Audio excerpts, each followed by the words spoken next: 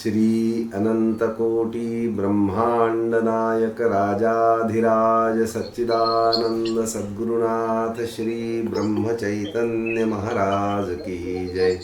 सद्गुरु श्री ब्रह्मानंद महाराज की जय। जय जय रघुवीर समर्थ। आपल्या सद्गुरु माऊलीच्या चरणी शरण जाऊन, तसंच ज्ञानेश्वर माऊलींच्या चरणी शरण जाऊन आणि सोबतच स्वामी स्वरूपानंदांच्या चरणावर मस्तक ठेवून आपण आजच्या अभंग ज्ञानेश्वरी पूर्वार्ध निरूपण या विषयाकडे वळूया। तत्पूर्वी आपल्या सगळ्यांना माझा मनपूर्वक साष्टांग नमस्कार। जितकी नम्रता विनम्रता चित्तामध्ये राहील तितकं जीवनाच्या सत्याचं आकलन सोपं होतं। म्हणून गेल्या वेळेला आपण जिथे गेल्या वेळच्या निरूपणाची समाप्ती केली होती ती ओवी होती, बोलाची या आधी प्रमेयाची खूण घ्यावी आकळून यथार्थत्वे। म्हणजे मनामध्ये विचार आल्यानंतर, कल्पना आल्यानंतर त्यावर अंतिम निश्चिती किंवा त्या संबंधातली कृती, मग ते बोलणं असेल, काही लिहिणं असेल, काही करणं असेल, कोणत्याही प्रकारची कृती विचार आल्यानंतर पहिल्यांदा प्रमेय आठवावं आणि मग कृती करावी। प्रमेय म्हणजे काय?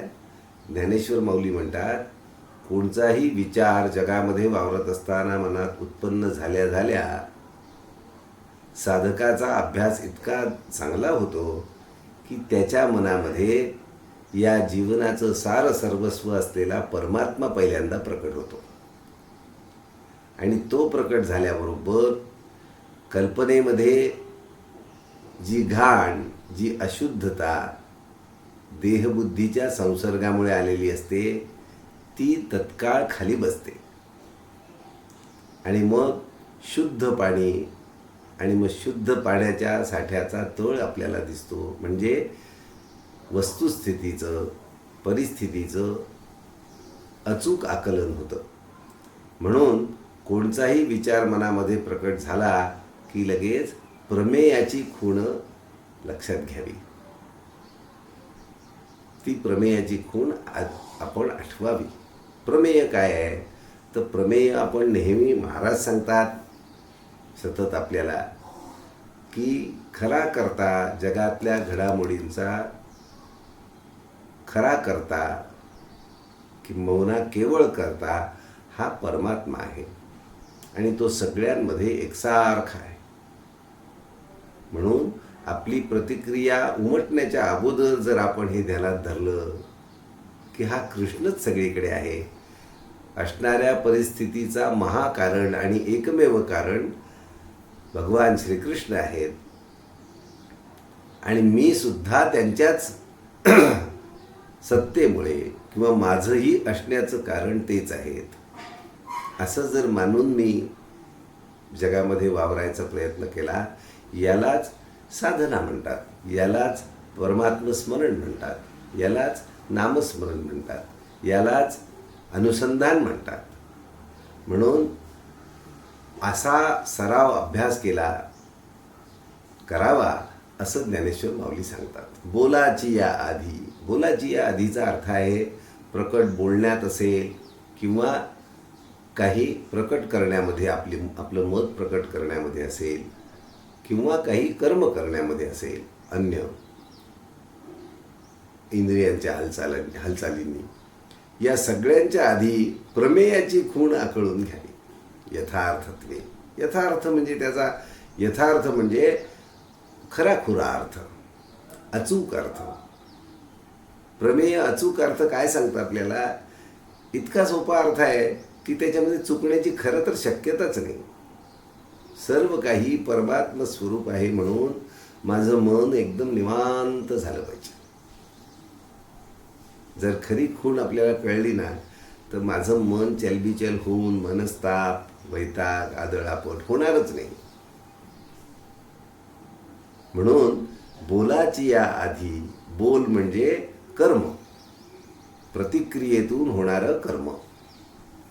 जगातल्या माझ्या संबंधित, माझ्या अवतीभोवती होणाऱ्या परिस्थितीतील बदलांचा माझ्या मनावर प्रभाव पडून त्याची जी प्रतिक्रिया उमटते, ती प्रतिक्रिया उमटताना देहबुद्धीचा जोर जास्त असेल तर आदळआपट होते, मनस्ताप होतो. आणि जर आत्मबुद्धीचा जोर अधिक असेल तर आदळआपट कमी होते, मनस्ताप कमी होतो, किंबहुना हळूहळू तो नाहीसाच होतो. त्यापुढे माऊली म्हणतात, घेवोनी पराग भृंग जैसे जाती, परी नेणती पद्मदळे. कमळाच्या फुलाचा पराग भुंग अलगद जाऊन, म्हणजे भुंगा अलगद जाऊन बसतो आणि तो पराग घेऊन जातो. कुठेही धक्का लागू देत नाही कमळाला, कमळाच्या पाकळीला देखील इतका अलगदपणे तो नेतो. जो भुंगा मोठाली कठीण कठीण लाकडं पोखरतो, पण कमळाच्या परागाचा स्वाद घेताना किंवा तो पराग घेऊन जाताना तो कमळाच्या एखाद्या पाकळीला सुद्धा धक्का लागणार नाही, इतक्या हळुवारपणे, इतक्या काळजीने, इतक्या नाजूकपणे तो पराग घेऊन जातो.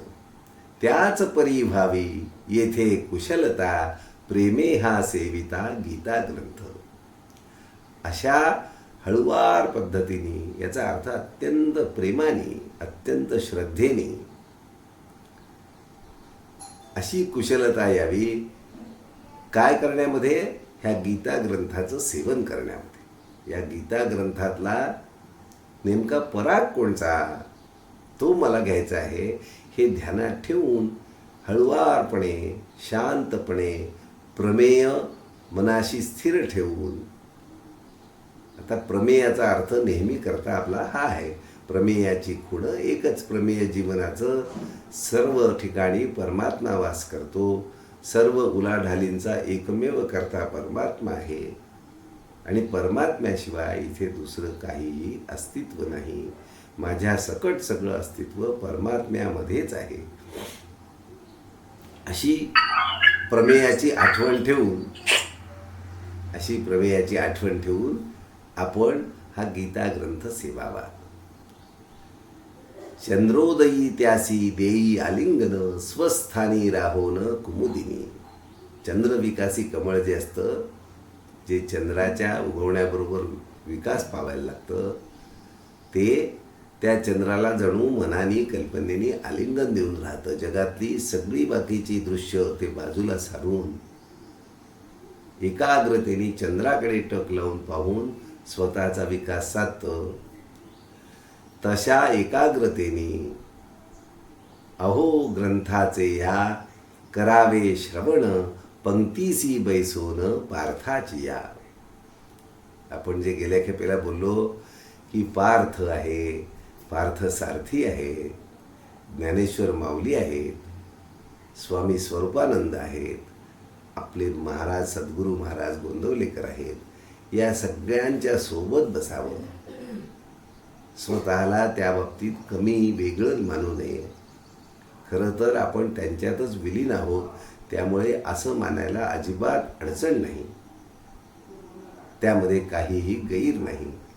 म्हणून खुद्द ज्ञानेश्वर माऊली सांगतात की गीतेच्या ग्रंथाचं सेवन करायला पार्थाच्या पंक्तीला बसावं, त्याच्यासोबत राहावं. ऐशा योग्यतेचे तुम्ही संतजन, द्यावे अवधान कृपा बुद्धी. ठामपणे सांगतायत ज्ञानेश्वर माऊली की अशी तुमची योग्यता आहे. आता तुमची म्हटल्यावर देहबुद्धी कशी फसवते आपल्याला बघा.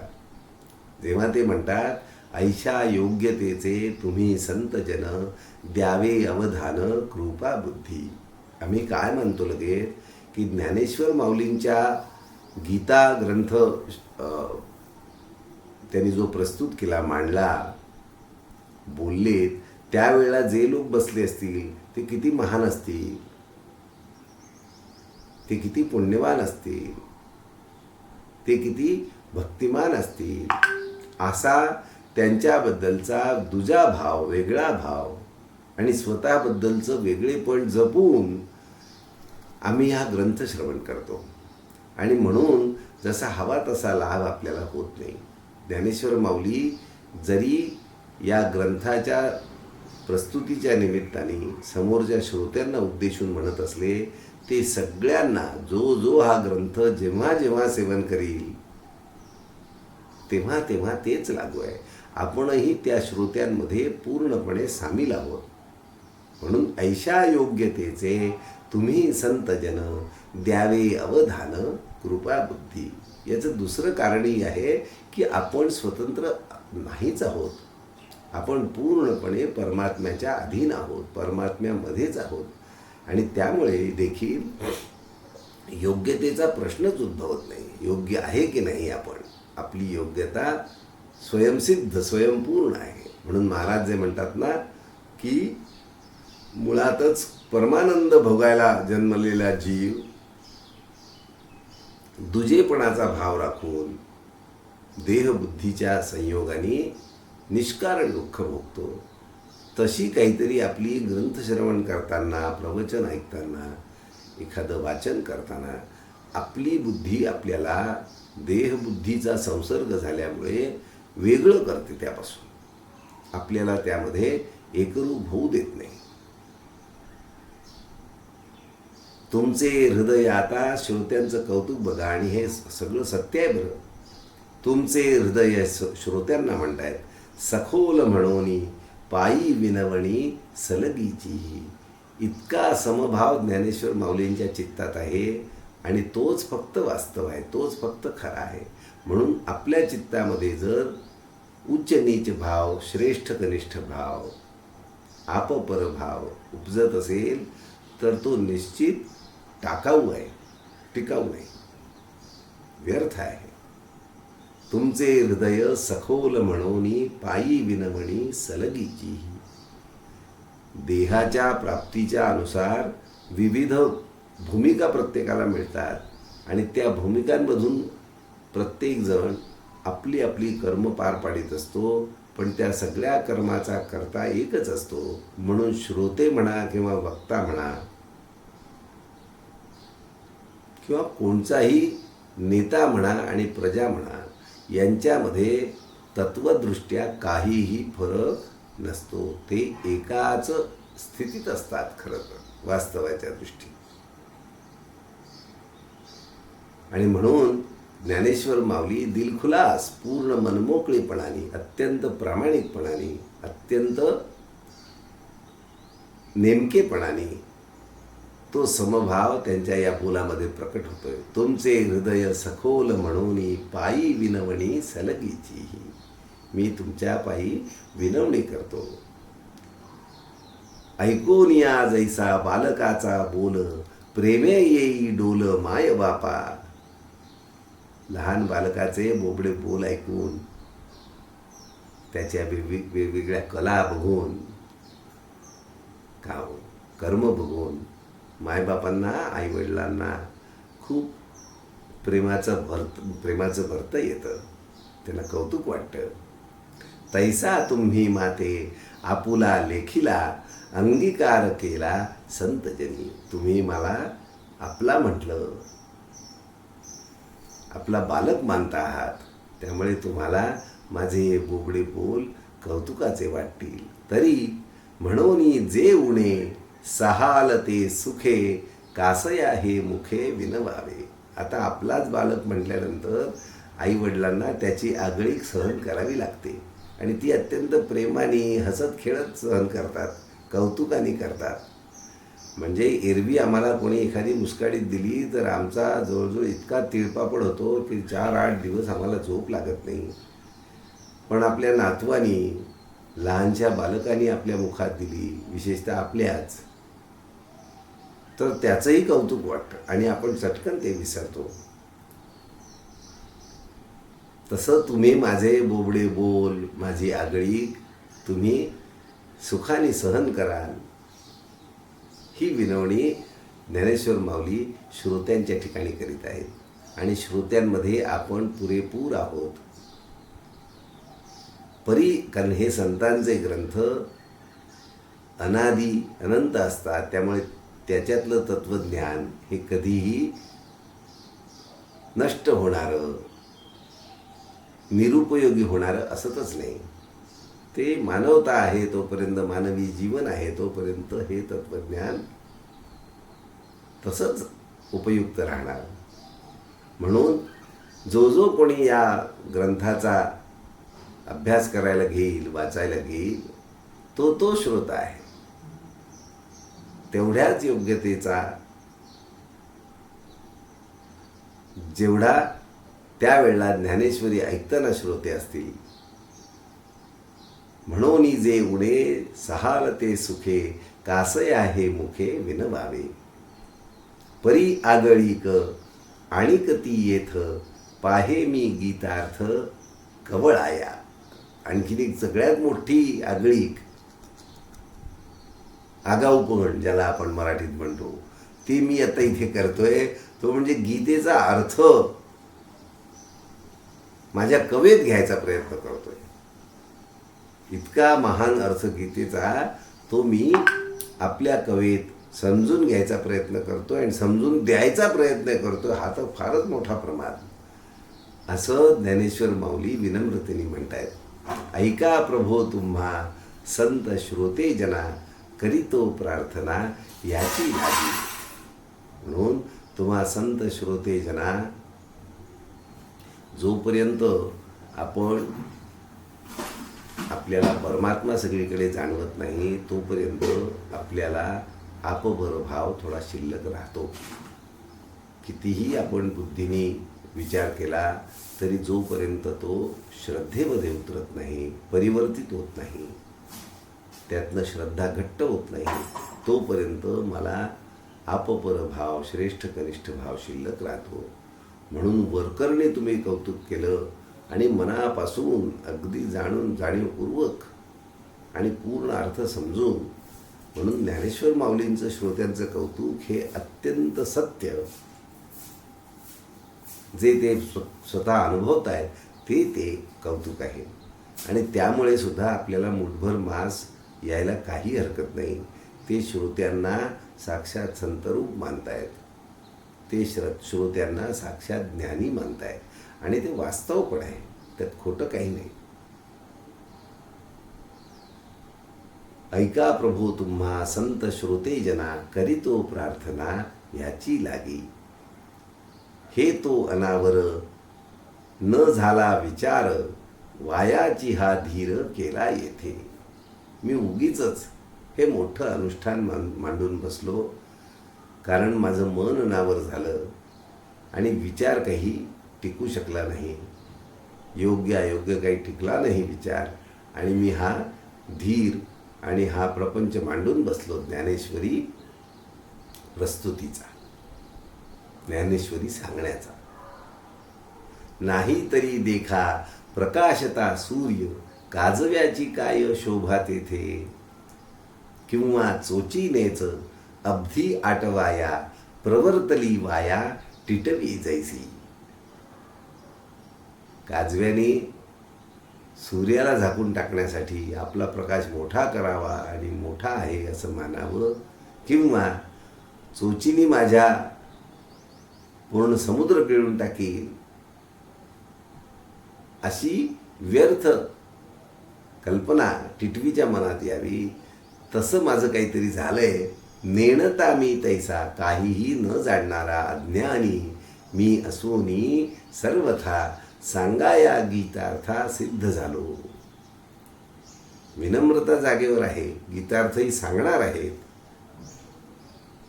पण त्यावेळेला अहंकाराचा लवलेश देखील टिकणार नाही अशी भूमिका आहे मनाची. बघा, मी तसा पूर्णपणे अज्ञानी असोनी सर्वथा, सर्वांगाने अज्ञानी आहे, पण गीतार्थ सांगायला मात्र सिद्ध झालोय, बसलोय तुमच्यासमोर. ऐका आकाशाते कवळू पहावे, तरी मोठे व्हावे त्याहूनही. जे आकाशाला जर कवेत घ्यायचं असेल तर आपल्याला त्याच्याहून मोठं झालं पाहिजे, व्यापक झालं पाहिजे. म्हणून हे माझ्या योग्यते बाहेर आघवे साचार पाहू जाता. म्हणून गीतार्थाचं यथार्थ वर्णन करणं, सांगणं हे खरोखर माझ्या योग्यतेच्या बाहेर आहे. अहो गीतार्थाचे काय थोरपण, स्वये विवरून दावी शंभू. साक्षात भगवान शंकर याचं वर्णन करतात. तो किती थोर गीतार्थ असेल. जेथ ती भवानी पावोनी आश्चर्य, विचारिता काय बोले तिज. देवी तुझे रूप नाकळे गे जैसे, नित्य नवे तैसे गीता तत्व. म्हणजे शंकर पार्वती ही जी दैवत आहेत यांचे इतके विविध रूप आहेत, कारण ते प्रत्यक्ष भगवंताच्या स्मरणामध्ये असलेले अवतार आहेत. अखंड स्मरणामध्ये, अखंड चेतना जागी असलेले अवतार आहेत. आणि म्हणून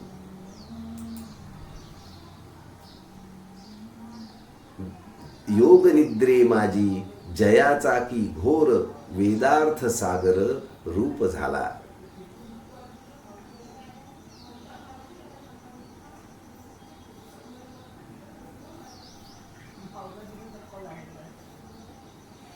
योग निद्रे माझी जयाचा की घोर, वेदार्थ सागर रूप झाला.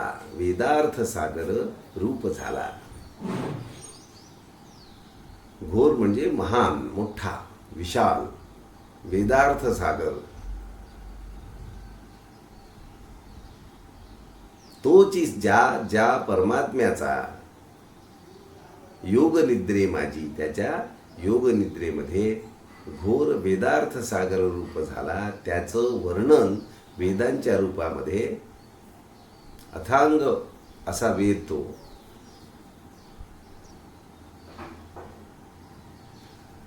त्या वर्णनात प्रकट झाला.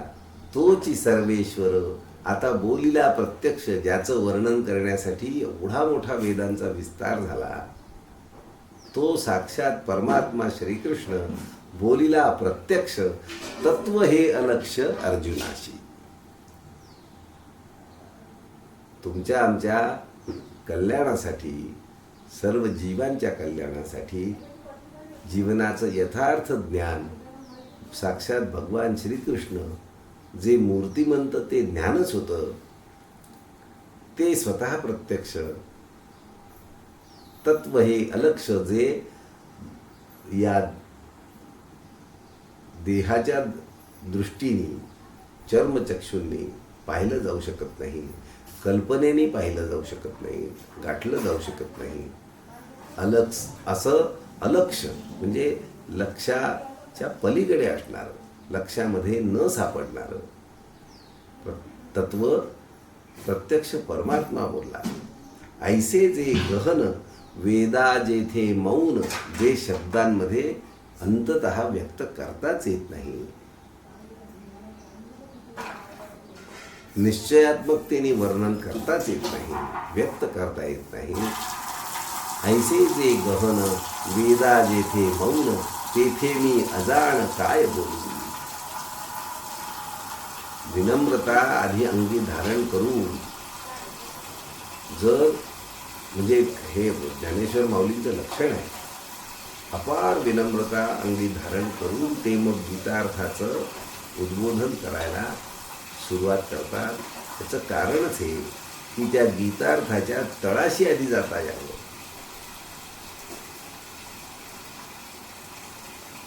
आपण विनम्र झालो की आपण भगवंताच्या चरणाशी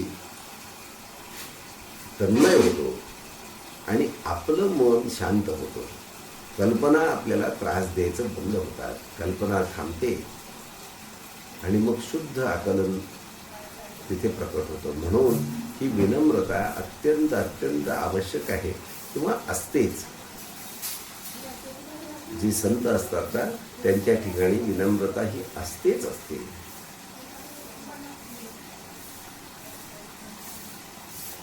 अपार हे सार कैसे आकळावे, कोणे धवळावे भानू तेज. हे इतकं मोठं सार रूप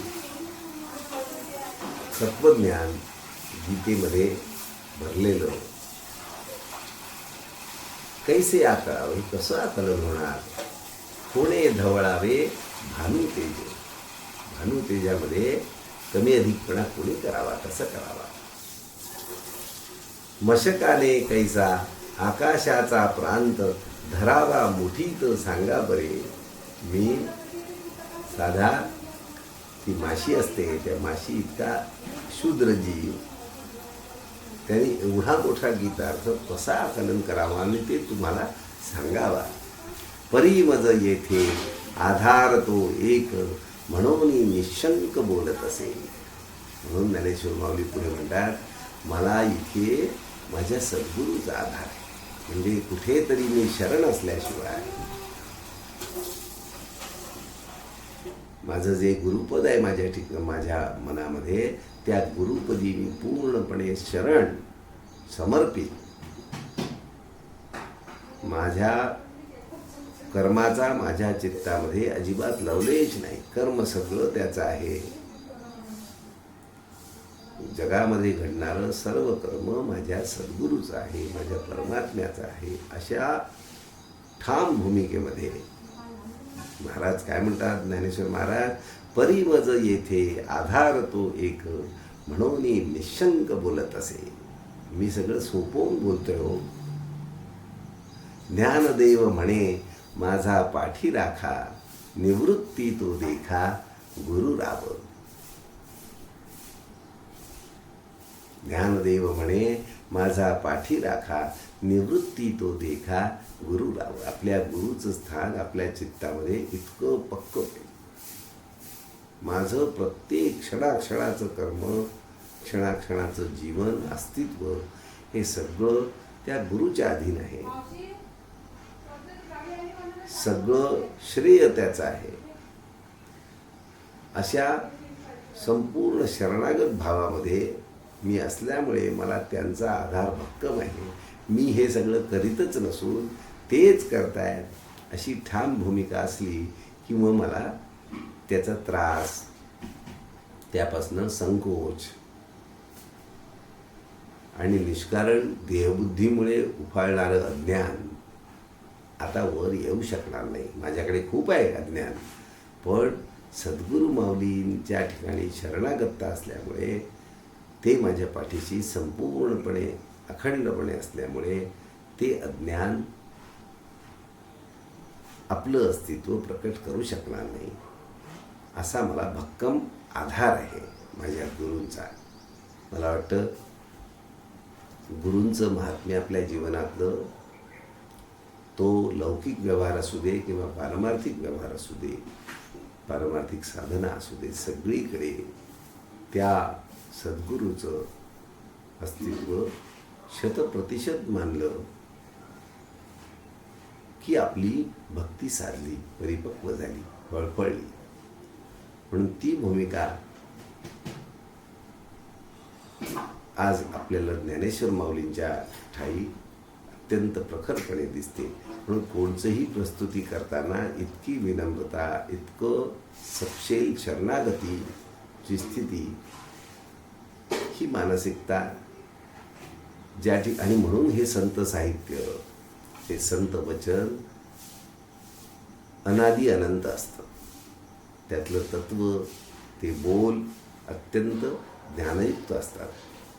म्हणून आता आपण गुरुचरणाशी थांबून ज्ञानेश्वर माऊलींच्या सोबत, ज्ञानेश्वर माऊली गुरुचरणी लीन होऊन राहिले आहेत. आत्ता या ओबीमध्ये आपण आत्ता पाहिलेल्या 132व्या त्याच गुरुचरणाशी आपणही स्थिर होऊन राहूया.